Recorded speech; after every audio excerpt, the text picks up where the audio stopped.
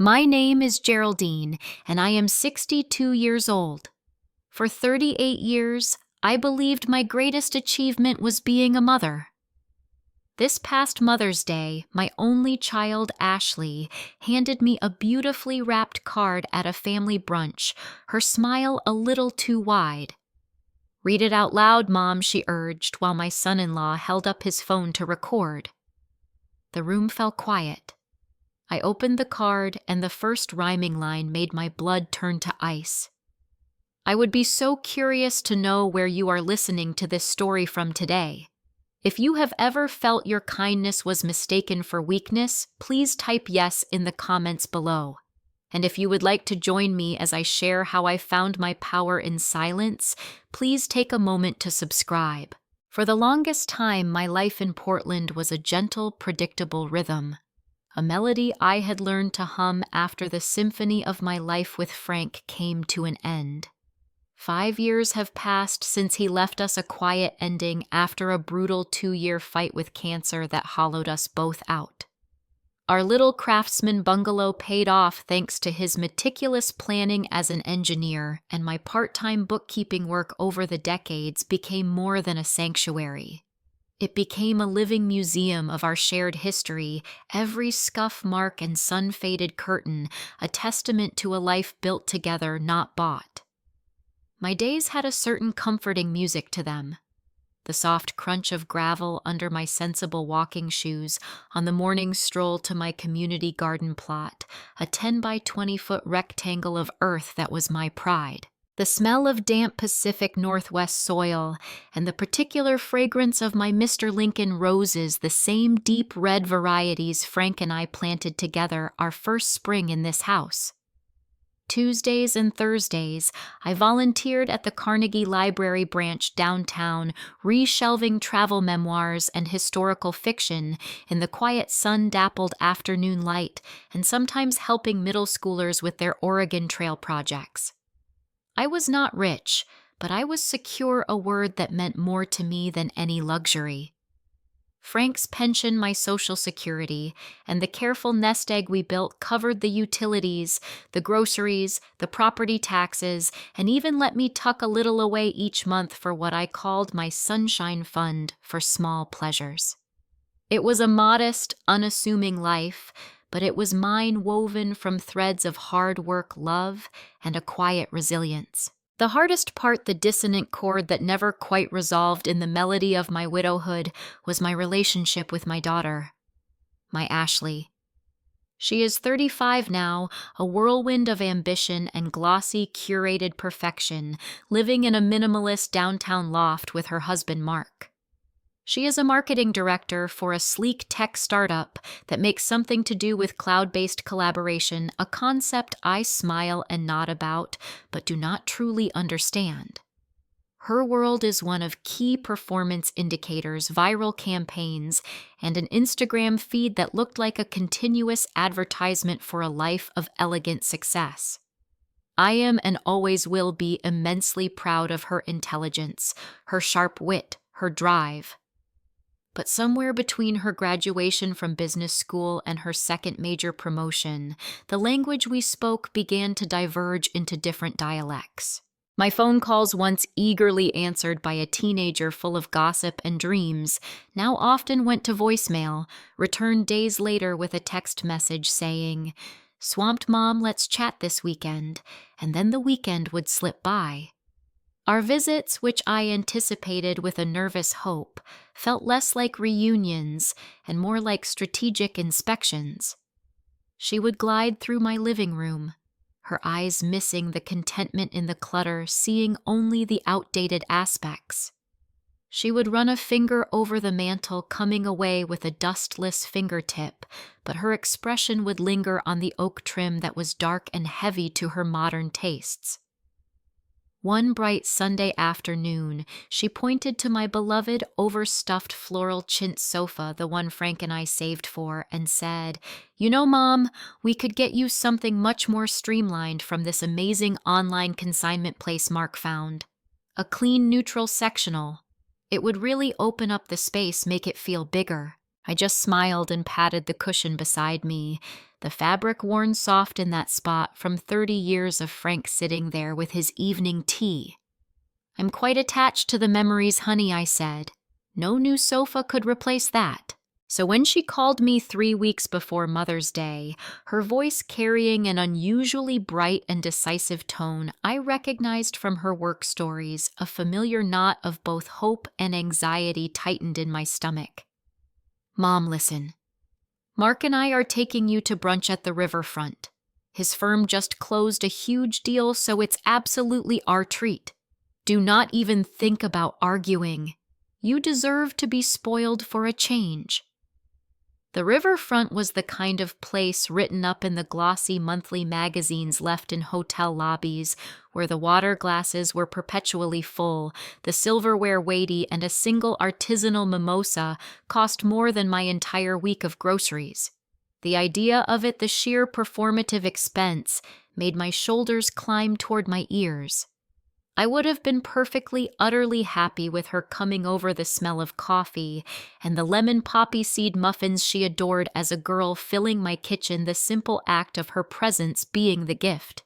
But I heard that determined earnestness in her voice, or what I desperately wanted to interpret as earnestness. I saw it as an olive branch extended from her world to mine, a desire to connect using the currency she understood best, luxury and public display. "Okay, honey," I said, feeling my heart lift with a fragile hope. "That sounds really lovely. Thank you for thinking of me." I spent the next week looking for the right gift for her, something that would bridge our worlds. Not another impersonal candle or scarf for the home she shared with Mark, but something meant solely for her soul. I found it after a long bus ride and an afternoon of poking through a cluttered antique shop in the Hawthorne district, a beautiful worn leather-bound scrapbook from the 1940s, its pages filled with brittle sepia-toned photographs of a Portland-long vanished streetcars on cobblestone streets, the old timber bridges bustling department store windows. I remembered how she used to devour historical novels as a teenager, how she loved stories of the past before the future of business swallowed all her attention. I wrapped it carefully in thick recycled paper, tying it with a simple twine bow, hoping it would whisper to the daughter I remembered, the one who loved stories before spreadsheets. The morning of Mother's Day dawned clear and bright, a rare crystal blue sky over Portland.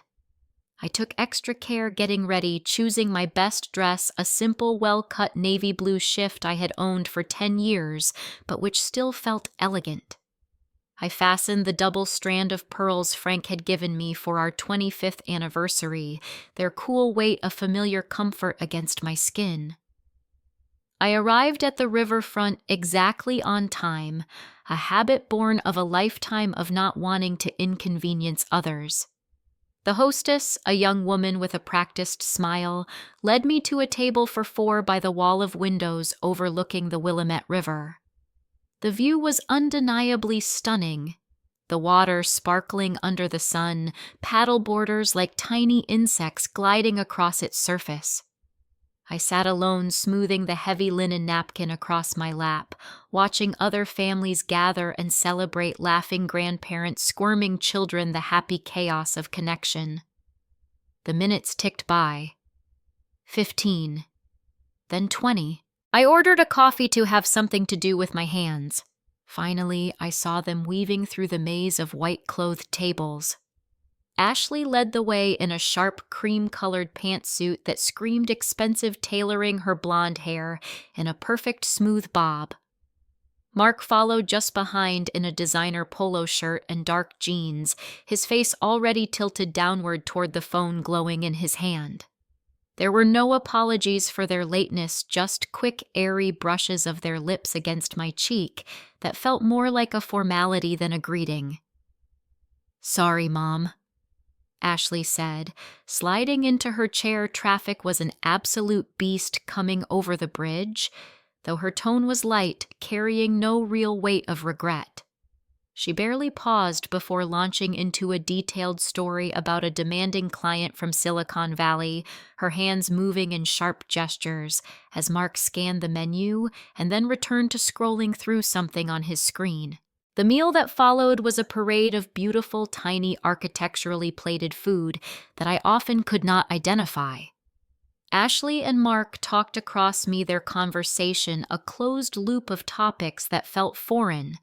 They debated the merits of different Tuscan villas for their upcoming trip, a conversation that involved spreadsheet comparisons of amenities. They talked about the volatility of the stock market with a casual familiarity that felt like a different language. They discussed the ethical sourcing of the bamboo flooring they were installing in their loft. I felt like an audience member at a play performed in a language I only partially understood. I tried once to gently insert myself into the stream. I mentioned that the library was starting a new free lecture series on the native bird species of the Pacific Northwest, thinking Ashley might remember how she loved the Steller's jays as a child.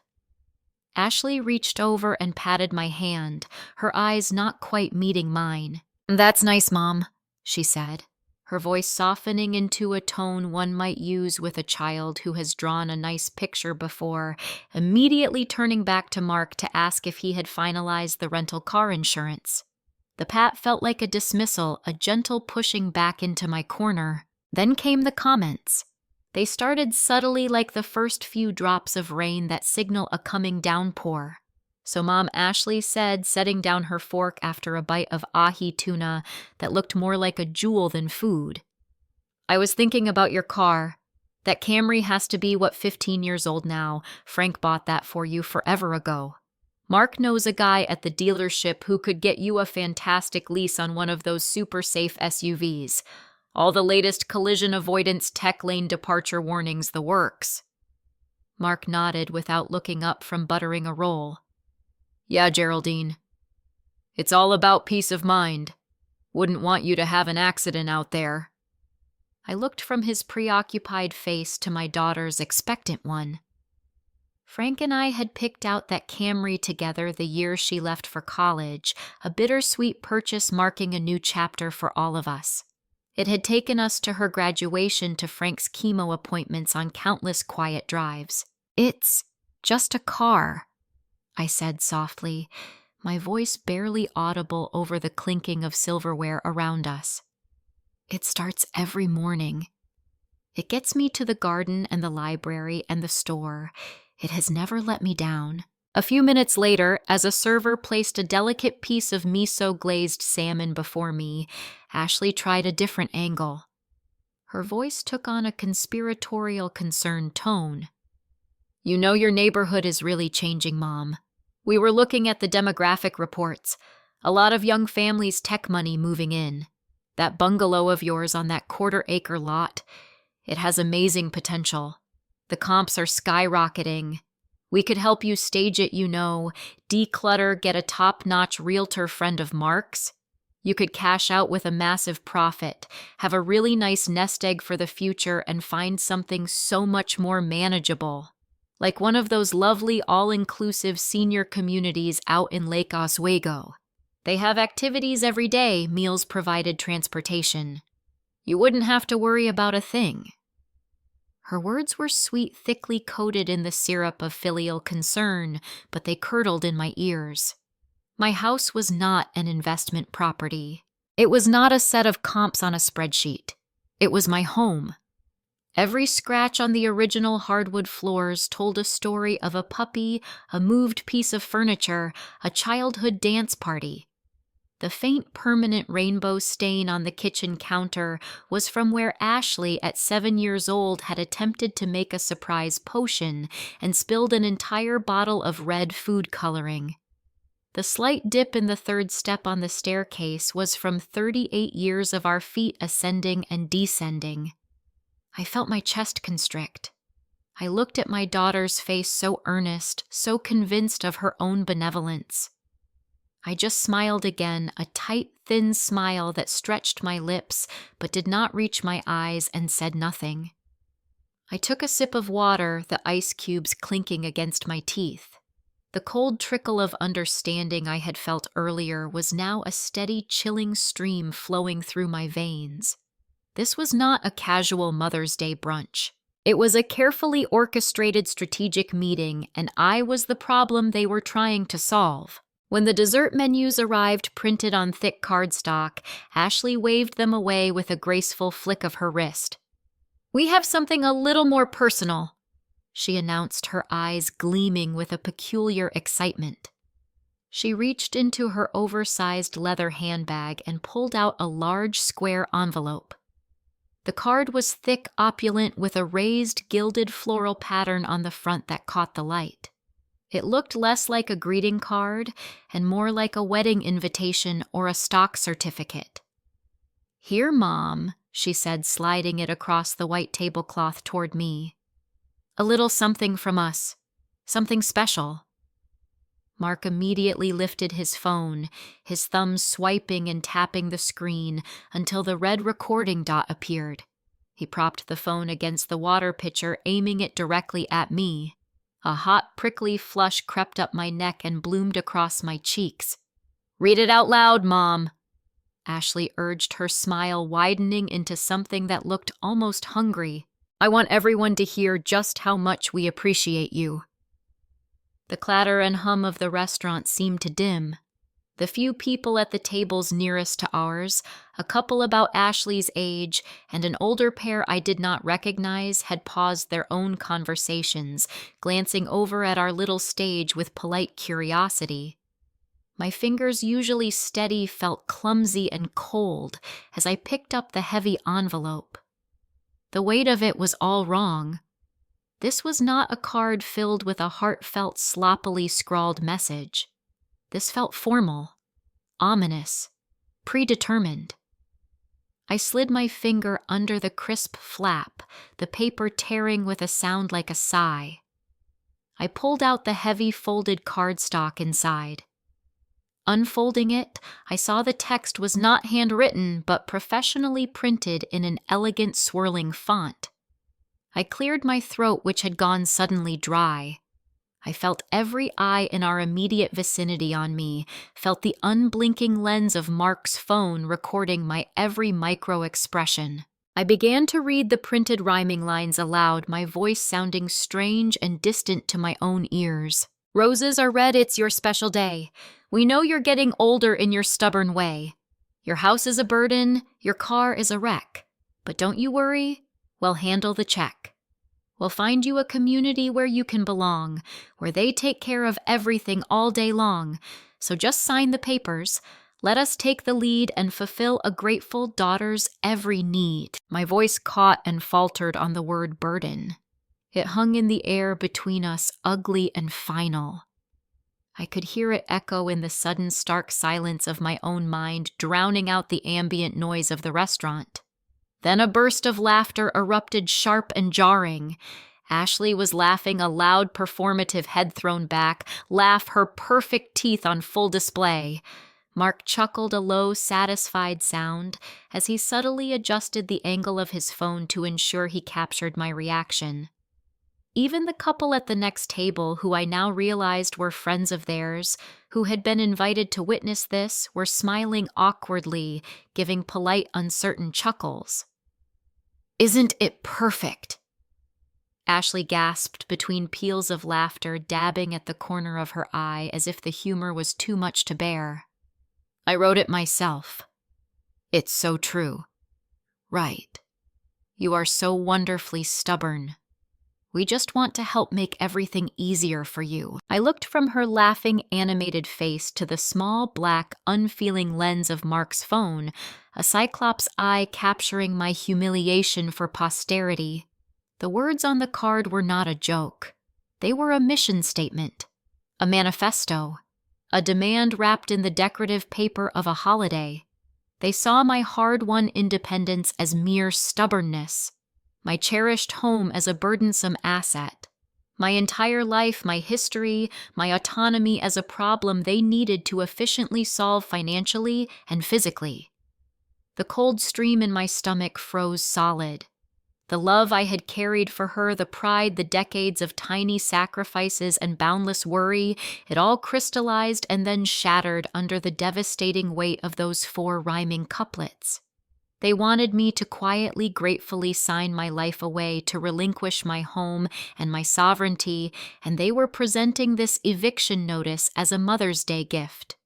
The cruelty of it was so calculated, so neatly packaged, it took my breath away. In that suspended moment, something fundamental inside me broke, but not in the way they had anticipated, not into the fragile pieces of a hurt mother they could then reassemble to their liking.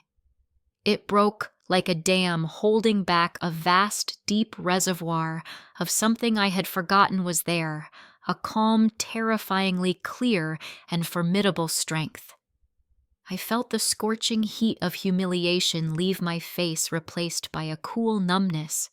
The slight trembling in my hands, which had been clutching the edges of the card, stilled completely, my knuckles turning white with a steady pressure. I slowly lifted my gaze from the poisonous words and looked directly into the unblinking camera on Mark's phone. I held its gaze for a long, steady, silent second, refusing to look away from my own captured image. Then, even more slowly, I turned my eyes to Ashley. I let a slow, deliberate smile spread across my lips. It was not a smile of joy or amusement, or even forced politeness. It was the serene, knowing smile of someone who has just seen the final missing piece of a complex puzzle click decisively into place, revealing a complete picture she had feared but never allowed herself to fully believe. It was the smile of comprehension, and it held no warmth for them. I carefully, meticulously folded the card back along its original creases, the sound crisp and final in the quiet that had now fallen over our table. I slipped it back into its glossy envelope, aligning the edges perfectly. I placed it on the white tablecloth beside my unused dessert fork. "Thank you," I said, my voice unnaturally even, smooth and low, like a stone skipping across a placid lake. "Very creative." The laughter died in their throats, cut off as if by a switch. Ashley's wide, mirthful smile vanished, replaced first by a blank stare of confusion, then by a deep, irritated frown. "Mom, do you get it? It's because we love you. We worry about you being alone in that big old house. It's not safe." I simply nodded, my serene smile still in place, as if she had commented on the weather. "I am fine, Ashley. Thank you for your concern." I then picked up my actual dessert fork. The server had silently placed a slice of flourless chocolate cake in front of me during the drama, and took a small, deliberate bite. It was rich and dark, but it tasted like nothing like ash on my tongue. "So, Mark," I said, turning to my son-in-law, who was still holding his phone, though it had lowered slightly in his slackened hand. "How is that new project at your firm going? The blockchain integration one you mentioned last month?" He stared at me, his mouth slightly agape, utterly bewildered by this mundane, polite question rising from the ashes of their spectacle. The rest of the brunch passed in a surreal, slow-motion blur. I became the perfect, untouchable hostess at my own public execution. I made polite conversation about topics so banal they were weapons. I asked about the health of their French bulldog Brigitte. I complimented Ashley's elegant gold hoop earrings, asking if they were a new purchase. I was the picture of serene, detached composure, and with every passing minute of my peaceful, banal compliance, I could see Ashley's frustration and confusion metastasize into something like anger. She had expected a scene.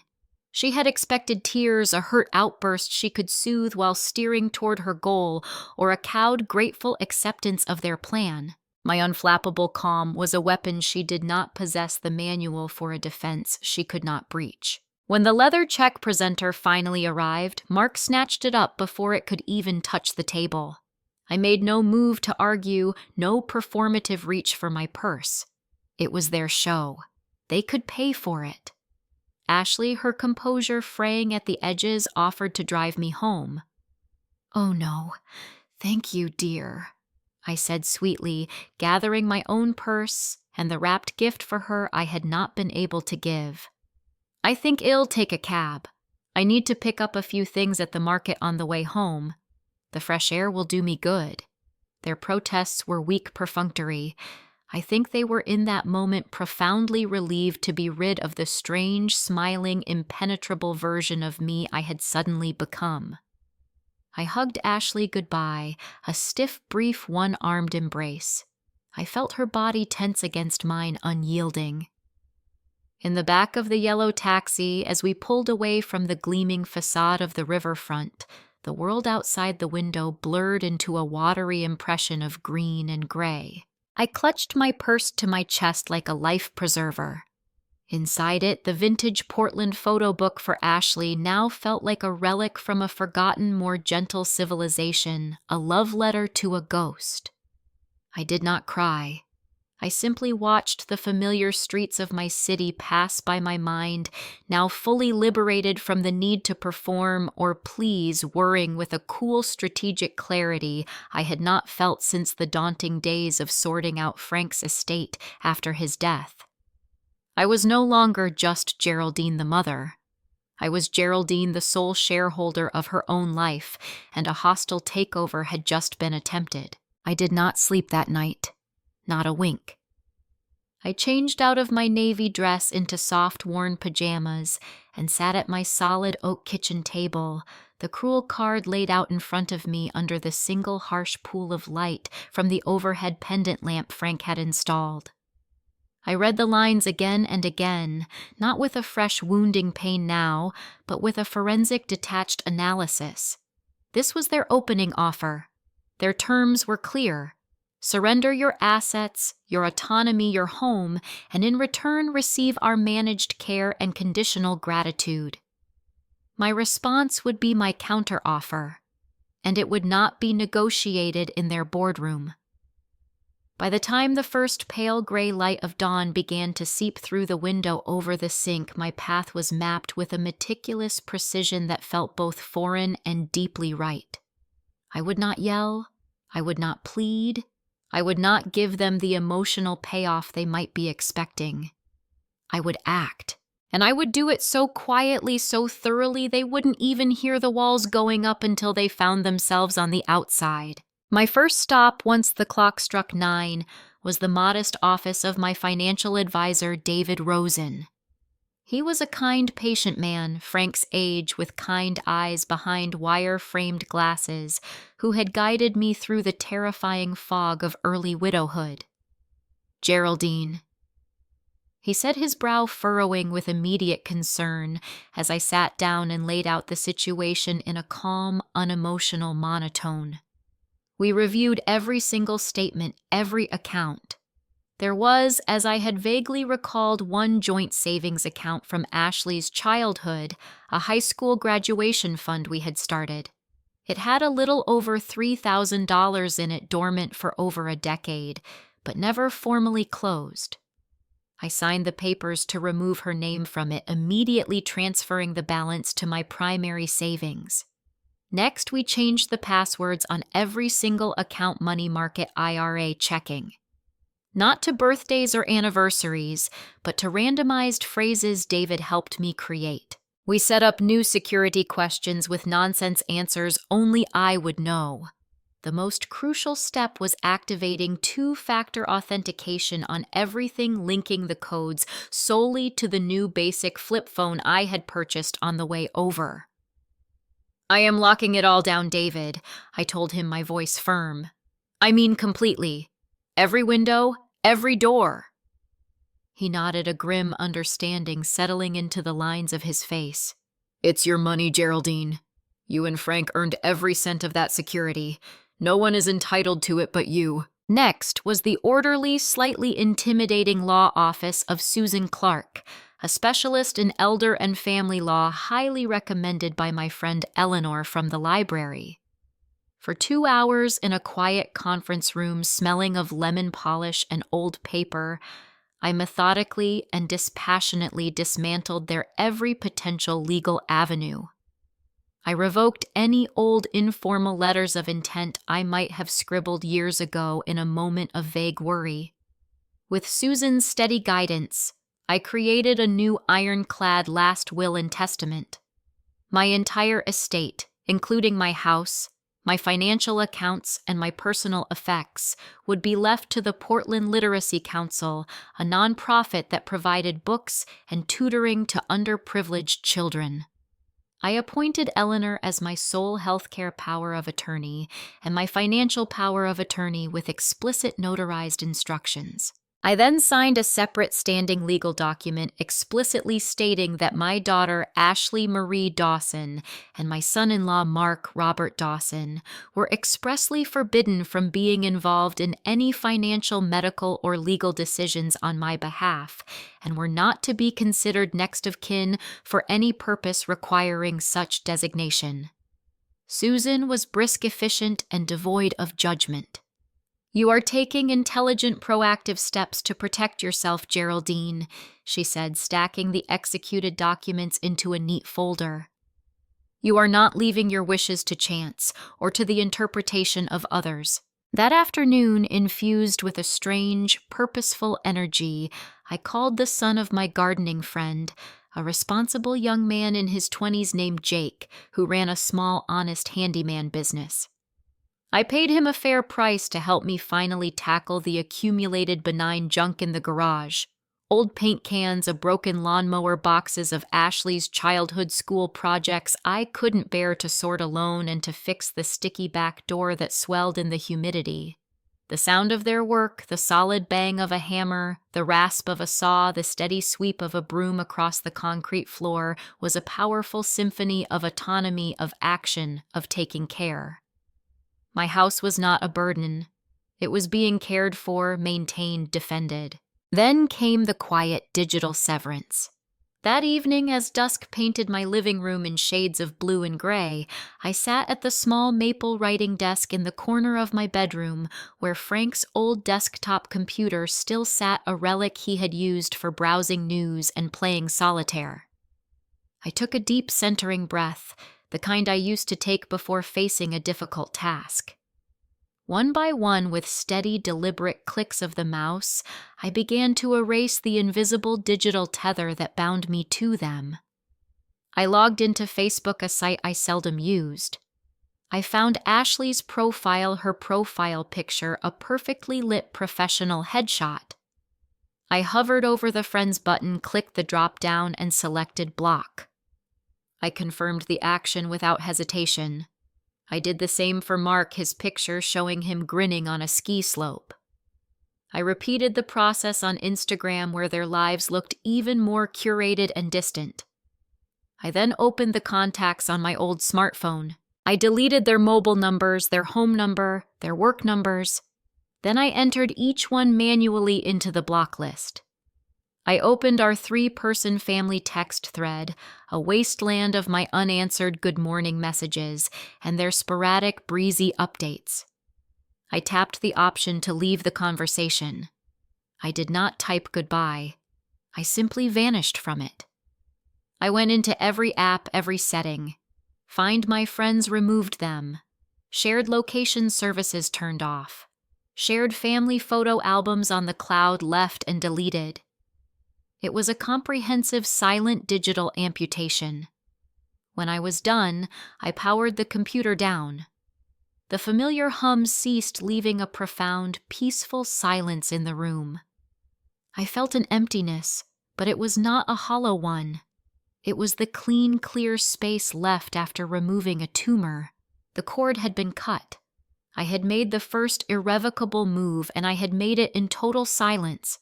The new basic flip phone I had purchased, its ringtone, a shrill traditional trill, began its insistent song at exactly 8:07 the next morning.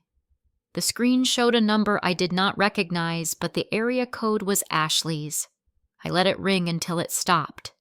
A minute later, it rang again, and again. By 10 a.m., the small screen indicated 15 missed calls and a voicemail icon blinking with urgent red. I pressed the button to listen, holding the phone away from my ear slightly. The first message was Ashley's voice, tight with controlled anger and confusion. "Mom, what is going on? Why did you block me on everything? This is insane. Call me back right now. We need to talk." The next message 20 minutes later was higher pitched, laced with a frantic worry. "Mom, I can't see your posts. I can't text you. Mark's blocked too. Are you okay? Did you have a stroke or something? Where are you?" The messages that followed over the next 2 days descended through the stages of a baffled grief they had not anticipated, panic bargaining attempts at guilt. "Mom, please. We need to talk about yesterday. You completely misunderstood the card. It was a joke. A bad joke. Okay, we can explain everything. Just call us." Then, "Mom, this is really hurtful. After everything we do for you.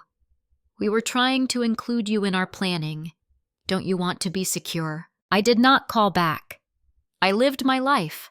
I watered my Mr. Lincoln roses, admiring the tight velvety buds. I went to the library for my Tuesday shift, losing myself in the familiar, comforting scent of old paper and polish.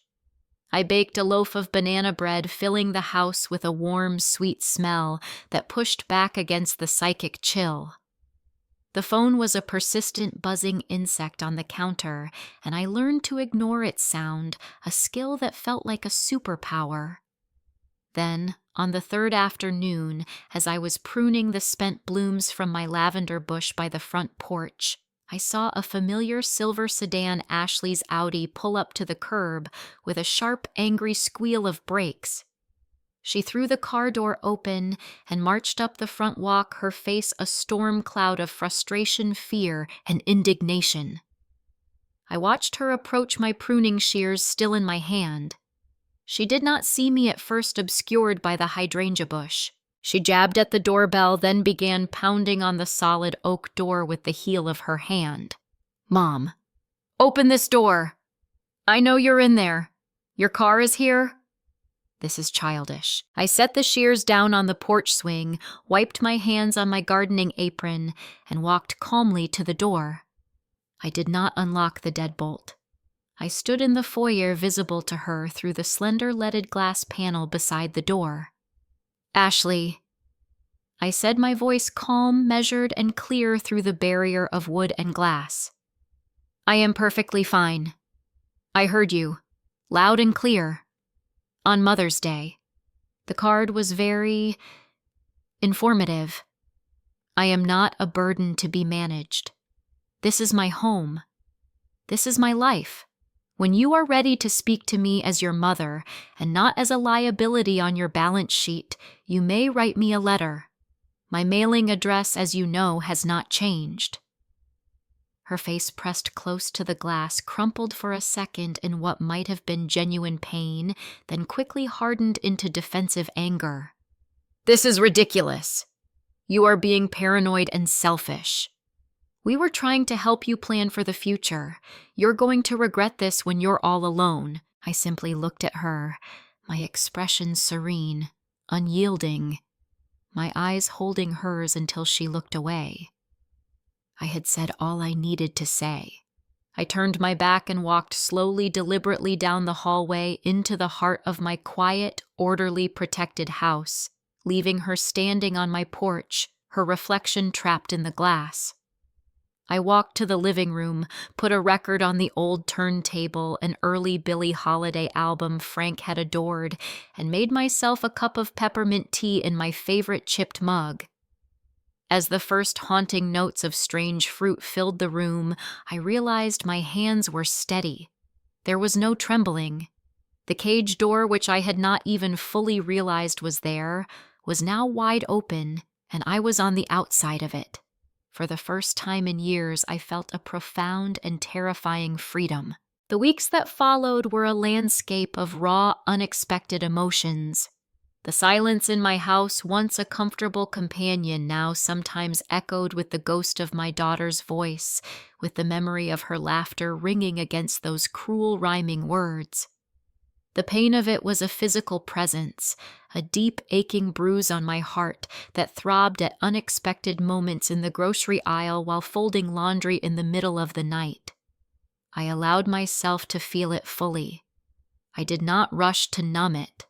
I cried in the garden, my tears mingling with the water from the hose as I soaked the soil around my roses. I joined a support group that met at the senior center on Thursday afternoons, not a generic group for mothers with difficult children, but a specific one for older adults experiencing familial financial pressure and emotional coercion. Hearing other stories from soft-spoken men and women my age, and older stories of being slowly isolated, of pressured home sales, of bank accounts being eyed, of being told they were forgetful when they were just cautious, made my own experience feel less like a unique, shameful failure and more like a recognizable pattern. It did not erase the hurt, but it made me feel less foolish, less achingly alone in my own family. Slowly, tentatively, I began to rebuild the melody of my life, but this time I was composing it. I signed up for a 6-week memoir writing class at the community college. The first assignment was to describe a turning point, a moment that changed your direction. I wrote about the card, not with florid anger or self-pity, but with a simple, stark recounting of the facts: the restaurant, the gilded paper, the recorded expectation, the words "my smile." The act of writing it down, of shaping the chaotic pain into a narrative with a beginning, middle, and end, gave me a power over the memory. It became a story I owned, not just a wound I carried. I spent more time with Eleanor. We went to obscure foreign films at the Independent Theater and argued good-naturedly about the symbolism over decaf lattes afterwards. I dipped into my Sunshine Fund and, with a flutter of nervous excitement, booked the trip I had always talked about with Frank, but never taken a 2-day scenic train journey through the Columbia River Gorge on the historic route. I went alone. I packed a small bag, a journal, and a novel. I sat by the window in the observation car, watching the majestic basalt cliffs and powerful waterfalls roll by in a silent, breathtaking parade, and I did not feel lonely. I felt like an explorer in my own life, seeing its beauty with new, unclouded eyes. About 3 months after that fateful Mother's Day, a letter arrived in my mailbox, the familiar, neat, precise loops of Ashley's handwriting on the envelope. My heart performed a slow, heavy thud against my ribs. I took it inside, sat at the kitchen table with a cup of tea, and opened it carefully with a butter knife. It was 2 pages long, written on her expensive, heavy stationery. It was a masterpiece of justification, a lawyerly brief for the defense. It was full of rationalizations. "We were only thinking of your safety and long-term comfort." Mark crunched the numbers, and a community represents a smarter financial allocation. The card was supposed to be a light-hearted, modern way to broach a difficult subject. "We never meant to upset you. You have always been so sensitive." Nowhere in those 2 densely written pages did I find the words, "I am sorry for hurting you." Nowhere did she acknowledge the profound humiliation, the dehumanizing reduction of my life to a burdensome equation. She was sorry I misunderstood. She was not sorry for the act itself, for the cruelty of its public execution. I read it once slowly. Then I read it again, searching for a shred of the child I raised. I found only the strategist. I folded the letter neatly along its original creases and placed it in a small carved wooden box on my writing desk, the same box that held the original Mother's Day card. I did not write back. My silence now was no longer born of shock or incapacitating pain. It was a conscious, deliberate choice, a boundary made not of words which could be argued with, but of pure, quiet, impermeable steel. The lesson I learned in my 63rd year of life was not about winning a battle or getting revenge. It was about the profound concept of sovereignty. I learned that love, even the fierce primal love of a mother for her child, does not require the surrender of yourself, your dignity, or your rightful autonomy. I learned that the deepest, most formidable strength can often look from the outside like a soft, accepting smile in the middle of a storm you did not create. I learned that no is a complete sentence, and that silence can be its most powerful, elegant punctuation. My story with Ashley is not over. Life is long and winding. But the chapter where I was merely a character in her narrative, a variable in her life plan, that chapter is definitively closed. I am the author now.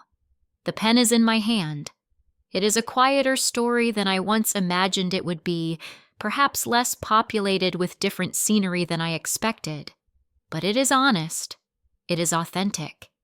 It is mine.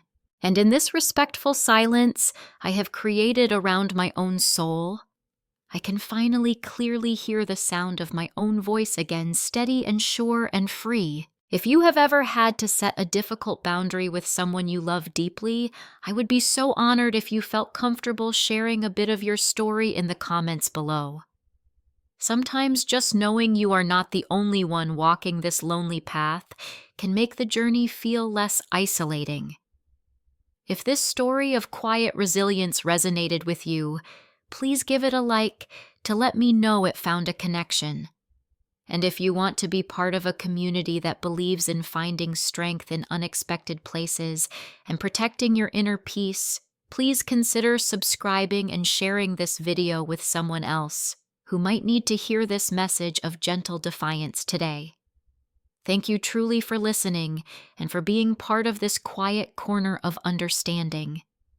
Remember, your peace, your dignity, and your story are always, always worth protecting.